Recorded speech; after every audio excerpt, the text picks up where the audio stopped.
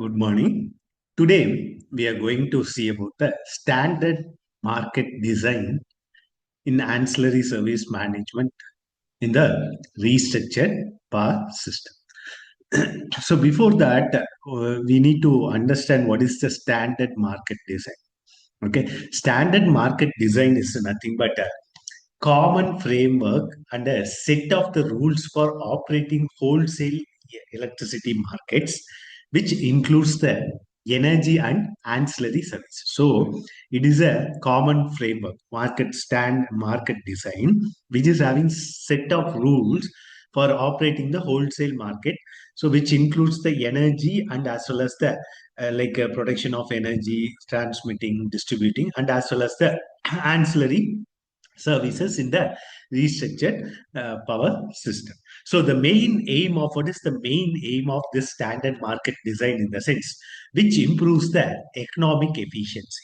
Okay, because there is a set of rules, so you need to follow, which improves the economic efficiency. Obviously, the reliability, system reliability gets improved. Next, it provides the transparent price signals. It provides the transparent price signals for everyone, and also it enables the fair competition among the whoever the participants. These are the main aim of this standard market design. So why the standard market design is needed? Okay, so before restructuring, if you see, ancillary services were mandatory. Okay, ancillary services are mandatory. Okay, so because without ancillary services, there won't be any frequency regulation and as well as automatic generation control. So these factors and all will not be happening. So ancillary services are mandatory. Cost were hidden inside the tariff itself. Cost were hidden inside the tariff itself. So whatever the like ancillary services, that cost and all in vertically integrated market, that and all that tariff includes all this cost. Okay, that is called, we can call it as hidden cost. No competition or price the discovery is there. Next, if you take like after restructuring process, so multiple independent participants are coming into the market. So they are all operating the power markets, transmission networks, or generation companies or distribution.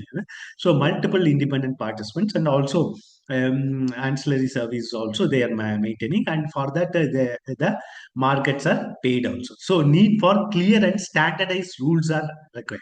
So if in the vertically integrated market there is no standardized rules, they need to maintain, and defaultly hidden cost will be there. Next, here prevent the market power abuse. So, say for example, any power theft happening, or some without a intervention of that distributor, any power theft happens. So it is clearly seen in the restructured power market, because always 24/7 monitoring will be there. So which prevents the market abuse also. So in the one line, we can tell us standard market design creates a common playbook for all the markets. So that means a set of rules, that is called market design, standard market. So it is a common playbook for all the markets. What are the core principles of this standard market design in the sense competition? So if you take like competition, ancillary services are procured to spot markets or forward markets or competitive tenders, okay, or bilateral contract market. Okay, so like that, so it is procured. Okay, so it is procured to all these things. Lowest cost qualified resources select. So who are quoting for lowest bid, so that services will be selected to perform that ancillary management in that particular transmission lines. Next, competition replaces the compulsory service. So before it is a compulsory service, so competition among that, it replaces the compulsory service. So wherever the in which area this ancillary service are needed, so based on that, the standard market design is a compulsory services. Next, if you take like transparency, so prices are transparency, quantities are transparent, rules are all public, that is displayed in the websites. Okay, market websites. Say for example, if you take like California restructured power market, New Jersey power market, ERCOT market. So like that in New England market. So whatever Australian market. So whatever the market, so all are public. So participant can make an informed decision. Okay, participant can make the informed decision before itself, so which reduce the manipulation. Anything's manipulating you need to do, you can't do, because it's all open system. So all the consumers or retailers are watching, such that there is no manipulation will be there. Next comes the non-discrimination. So equal access for all. Say, for example, synchronous generators or renewable generators, energy storage, ancillary service management, demand response management. So equal access. So no one will be given with a special treatment. So you only will get the contract like that. So it will be equal assessment for all whoever participating in the market. Whoever is winning the market, they need to provide. That's all. So technology neutral participation is there in this non-discrimination, that is standard market design. Next comes the system reliability. So market outcomes always should obey the frequency limits, voltage limits, transmission constraints that they need to maintain. Because if you take like transmission lines, you need to transfer this many 400 kilovolts or 1000 kilovolts. That only, that constraints you should not exceed also. So minimum limits also and maximum limits also you should not exceed, and minimum operating limits also you need to maintain. So reliability is non-negotiable here. Okay, so reliability is maintained and also non-negotiable here. So next is locational specificity. So if you take like some services are location dependent. Okay, some ancillary services are location dependent, and also market standard market designs are some in some places it is locational dependent. So based on locational marginal pricing and all, we already seen in detail. So price is reflected where the service is needed. Okay, so if you take like a frequency control, locational, it is system wide. Okay, voltage control, frequency control has to be maintained whole system, power system wide. Because say for example, if you maintain for one particular place, then that particular place only will be connected to the grid. Otherwise, if you're not maintaining the frequency, you will be out of the gridding system. So that one. Next comes the voltage control. So voltage control, wherever the voltage fluctuation is there, power quality issues are there. So there only you need to maintain this voltage control. Next comes the congestion management. So this is also local based on the location. Okay, wherever the congestion management is needed, that particular place alone we are maintaining the congestion management, so not in the all the places. Next, the black start services. It comes like a zone specific. So wherever the sudden power shutdown is happening, whole system gets shutting down. So based on that zone alone, it is all based on the zone specific. So what is the role of the independent system operator or remote transmission operator in the standard market design? So the independent system operator or remote transmission operator is like a market manager. So what are the main independent system operator responsibilities in the sense, the function, market operation, what is the role is to run the auctions. Okay, so in the market operation, independent system operator, they need to run the auctions, and who are quoting less, they only will be winning the market, that they need to announce. So reliability, if you take like reliability, so they need to maintain the security and reliability in the system. Next, if you take like dispatch, energy dispatch, they need to maintain, and ancillary service, that also they need to maintain. Next, if you take like settlement, that also main responsibility of ISOs. In some places, payments and penalties, that also they need to take care. Monitoring also, they need to monitor based on the market power abuse. They need to monitor, and based on that, some penalty tariff and all, they need to keep. So ISOs does not own any generator companies; it only operates the market. Okay, so this all will be not maintained with all the restructured power market. It is based on the locational based, and as well as the zone based and all, state based and country based like. Okay, so in each system, whichever is needed, that alone, based on the market structure, that is alone the ISO will taken care of. Okay, so that role alone, the ISOs will taken care of. So this is the overall roles, but based on the market, some will be taken, some will be not taken. Okay, it's based on the purely based on the policies of that particular state of that particular restructured power markets. And if you take like key ancillary services markets under the standard market design. So frequency control ancillary services. This already we have seen in detail. So primary frequency control, like frequency contaminant reserves, FCRs. Response time is within seconds. Control is automatic. The purpose to arrest the frequency deviations. Next, if you take like secondary frequency control. So why I'm going this fast means already we have discussed in detail about the frequency control, like frequency control services. It is one of the ancillary services in the restructured power market. So that class also already in the our previous classes. You go and refer that also. So that's why I'm going little bit fast in this, because same thing again and again. If I'm explaining, you'll be get little bit bored. So there I have explained in detail in our previous classes. So that videos you can refer, and you can study in detail. So if you take like frequency restoration services, response time within the 30 seconds to 15 minutes. So control is automatic generation control.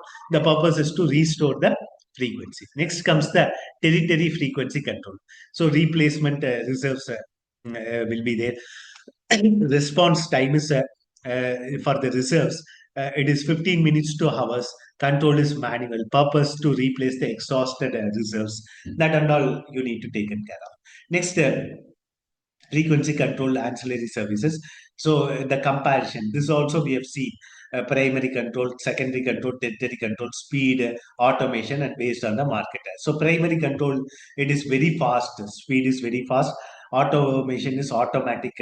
Market is mandatory for the market. Secondary control, if you take the speed is fast, and automation is automation. Automatic generation control will be there. Market, where the market, in the sense spot market, it is used. Tertiary control, if you take like speed is low, automation is manual, market is spot market or forward market.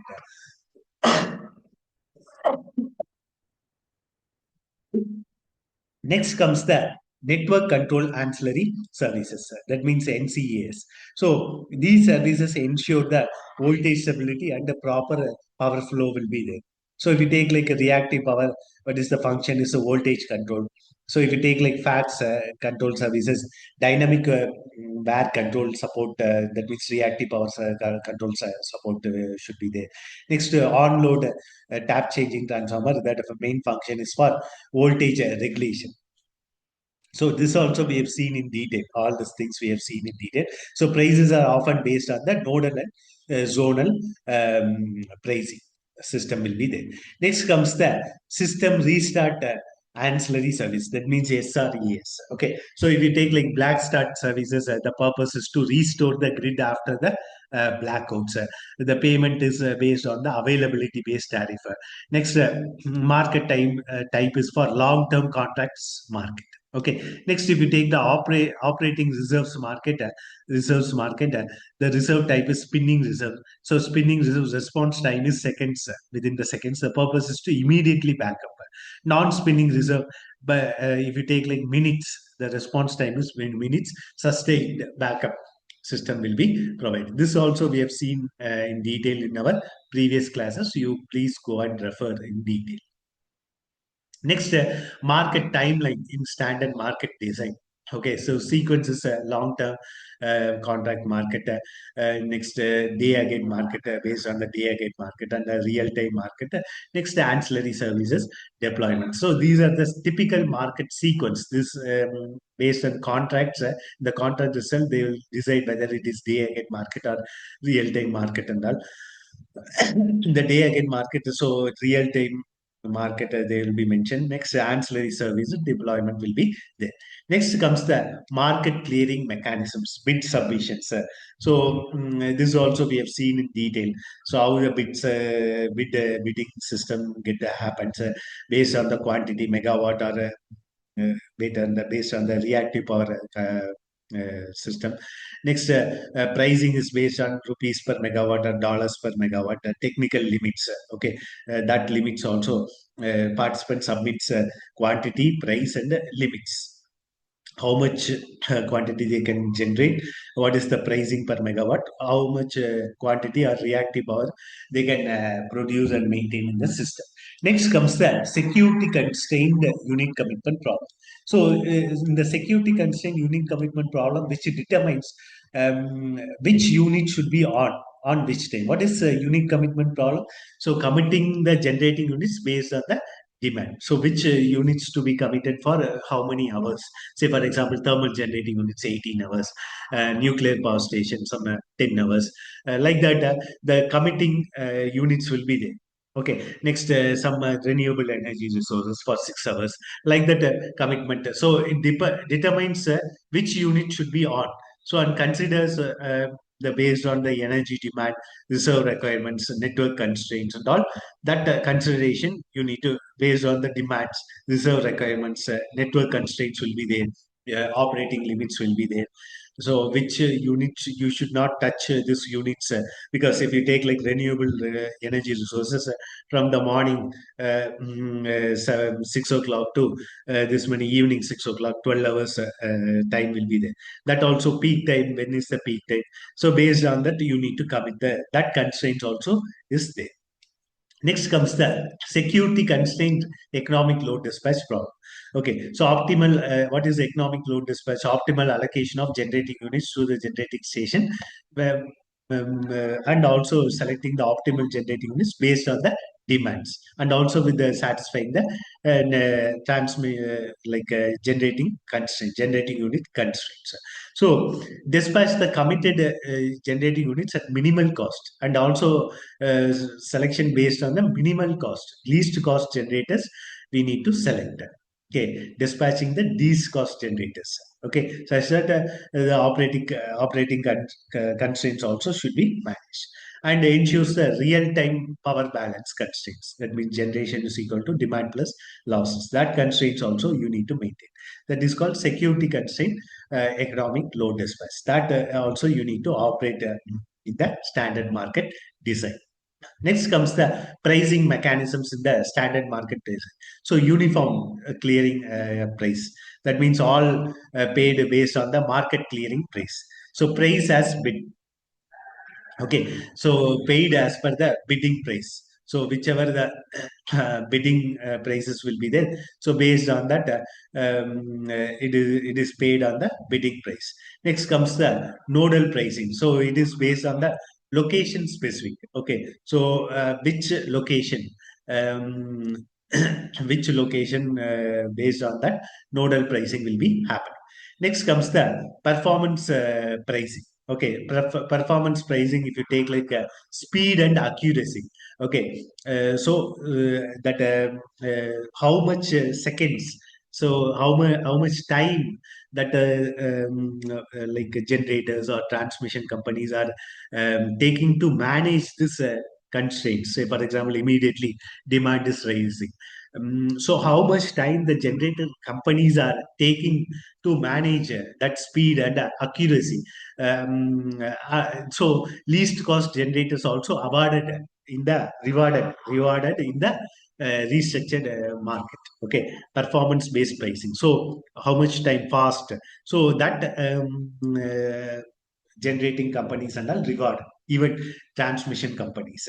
Okay, so based on the ancillary services, how fast they are operating their ancillary services, frequency matching, next voltage limits. So like that, generation, automatic generation, how fast they are able to manage the demand, and for that, and reactive power compensation, how fast they are maintaining. So that particular ancillary services and all will be rewarded. Next comes the modern system standard market design. Okay, so standard market design prefers uniform plus performance based pricing. Okay, whether it is uniform or based on the performance based pricing, so that and all the modern standard market design prefers. Okay, next comes the co-optimization in the standard market design. So what is co-optimization? So energy, they have to maintain the power power balance, and as well as the ancillary services. Both has to manage simultaneously, and also which ensures the minimal total cost. Why it is needed in the standard market design? So without this co-optimization, inefficient dispatch will be there. So with this co-optimization, optimal dispatch will be there, because both are operating on the same simultaneously. So that is also one of the advantages. Next, over procurement. Say for example, sometimes what we'll do is we'll procure the power more than the whatever the demand needed.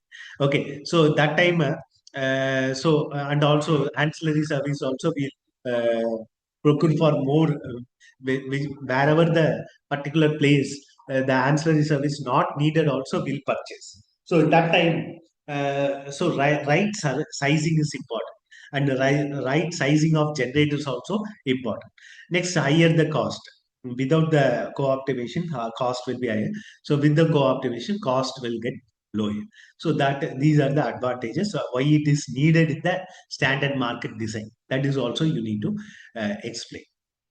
Next, comparison of standard market design as a management, and as well as a traditional system, and as well as a standard market design. So if you take like procurement, traditional system mandatory. Okay, so in standard market design, so it is based on the competitive base. Okay, so in the traditional vertically integrated market, mandatorily you need to maintain ancillary service. But if you take like standard market design, it is entirely based on the competitive, which wherever the competitive, market design, whether competitors will be there. Next, if you take like pricing, traditional market, it is based on the cost based. Okay, so in standard market design, it is based on the market based. Okay, so it is a vertically integrated tariff. Okay, all that ancillary services, some other cost, say for example, extra profits for that generator companies, or profit for the whole electricity board and all included in the tariff itself. But in the standard market design, it is entirely based on the market based, whatever the market, today's market. Based on that, the pricing will be decided. Next, transparency. In the vertically integrated market, it is low. So in standard market design, it is open. That is clearly mentioned in the websites. Next, if you take like participation, traditional system, it is a limited participation will be there. In standard market design, open system will be there. Reliability, it is based on the operator driven. Okay, so in the standard market design, it is based on the market plus as well as operator. So reliabilities will be somewhat more in this standard market design, okay, than the traditional system. Then only they can operate in the restructured power market. Next, what are the benefits of the standard market design? So efficient price discovery will be there. Okay, and which encourage the innovation, some innovations in the ancillary services market, by like AI based, wherever needed, automatic correction, that innovations. Next, technology and neutral participation will be there. As I said before, like innovation and also more technology, AI based, okay, machine learning based systems, managing the reactive power, managing the frequency control, managing the generation control, demand management, everything based on the technology based. Next, improved reliability will be there, obviously. Next, easier integration of renewable resources. So suddenly renewable resources, suddenly renewable system is rising. So based on that, so we can switch off the system that will be communicated, and also some based on the contracts. based on the contracts or in the spot market. This kind of standard market design, this integration is easy. Next, what are the challenges in the standard market design? Is if you take like market power, only few suppliers will be there because they are given with the procedure. They need to follow the procedure. Then only this standard market design they should be there. They will be there. Otherwise, they will out of the market. Next, complexity. Multiple markets are there, so complexity will be there. So operating, say because you need to see all the ancillary services, generator services, transmission services, distribution services, everything. So market, multiple markets will be there. So which market they need to choose? That is also complexity will be there. So there are many ancillary services, calculations and all. So very difficult process will be there. Next, based on the locational pricing. So it will be difficult for the beginners. So if you are starting the restricted power market newly in your zone or in your district or in your area, so that will be difficult for you to understand this locational marginal pricing and all. If you starting newly, if you are in the market, if you are accustomed to that particular restructured past market for long term, yes, it will be very easy for you. And you maintain the standard market design for 10 years, 20 years, then it will be very easy. Next, forecast errors will be there. So, because renewable system variability will be there. So, these are the some of the challenges in the standard market design.